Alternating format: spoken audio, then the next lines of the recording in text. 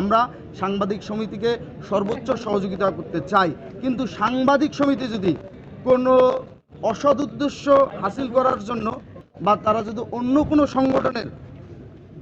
কোনো সংগঠনের ম্যান্ডেট বাস্তবায়ন করার জন্য তারা যদি নিরপেক্ষ ভূমিকা রাখতে না পারে, সেক্ষেত্রে তো আমাদের আসলে করার কিছু নেই। বাংলাদেশের সর্বোচ্চ বিদ্যাপীঠ ঢাকা বিশ্ববিদ্যালয়, এই বিশ্ববিদ্যালয়টি সারা বাংলাদেশের শিক্ষা প্রতিষ্ঠানে একটা ভূমিকা রাখে। সারা বাংলাদেশের শিক্ষা প্রতিষ্ঠানগুলো ঢাকা বিশ্ববিদ্যালয়কে অনুসরণ করার চেষ্টা করে।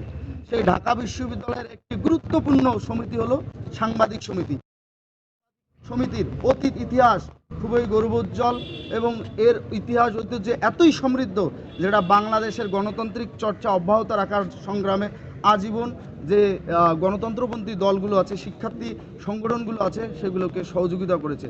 আমরা বিশ্বাস করতে চাই অতীতের ন্যায় বর্তমান যে একটি সাংবাদিক সমিতির কমিটি আছে, সেই কমিটি অতীতের ন্যায় তাদের অতীতের ইতিহাস ঐতিহ্যকে স্মরণ করে তারা তাদের কর্মসূচি পরিকল্পনা গ্রহণ করবে। আমরা সাংবাদিক সমিতিকে সর্বোচ্চ সহযোগিতা করতে চাই, কিন্তু সাংবাদিক সমিতি যদি কোনো অসৎ উদ্দেশ্য হাসিল করার জন্য বা তারা যদি অন্য কোনো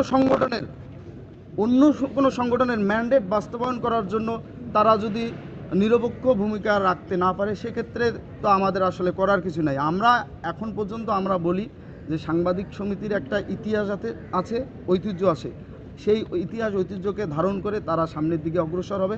আমরা যেমন সাংবাদিক সমিতির সাথে সর্বোচ্চ সহযোগিতার সম্পর্ক, সহিষ্ণুতার সম্পর্ক রাখতে চাই, তারাও যাতে আমাদের অতীতের ন্যায় আমাদেরকে ভবিষ্যতে গণতান্ত্রিক পন্থায় পথ চলার জন্য সহযোগিতা করে, আমরা এই ব্যাপারে আমরা তাদের উপর আস্থা রাখি, বিশ্বাস রাখি। আমরা সাংবাদিক সমিতির সাথে কি ঘটেছে না ঘটেছে এজন্যই আপনারা জানেন, বাংলাদেশ জাতীয়তাবাদী ছাত্রদল কেন্দ্রীয় সংসদ কর্তৃক 4 সদস্য বিশিষ্ট একটি তদন্ত কমিটি গঠন হয়েছে। সেই তদন্ত কমিটিতে সেন্ট্রাল ছাত্রদলের 2 জন সহসভাপতি এবং আমার বিশ্ববিদ্যালয় ছাত্রদলের 1 জন সহসভাপতি এবং আমাদের সিনিয়র যুগ্ম সাধারণ সম্পাদক এখানে তদন্ত টিমে আছে এবং সেই তদন্ত চলমান থাকা অবস্থায় আমি আসলে মন্তব্য করলে তদন্তের ব্যত্যয় ঘটবে বলে আমি মনে করি। এজন্য আমরা তদন্ত কাজ সম্পূর্ণ হলে আমরা আনুষ্ঠানিকভাবে আপনাদের মাধ্যমেই আমরা জানিয়ে দেব।